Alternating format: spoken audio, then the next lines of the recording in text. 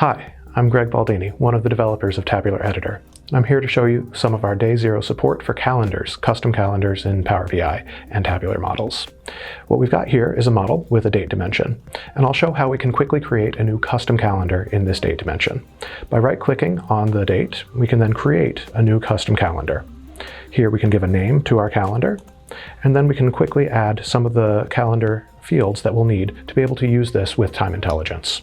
I'll add just a couple of fields here showing that we can add a date type to this calendar. And then I'll make this a day-based calendar, adding a day of year as well as a year.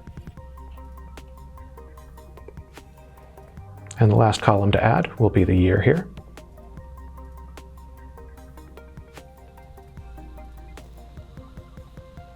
Now I've got a custom calendar that allows us to do day-based time intelligence.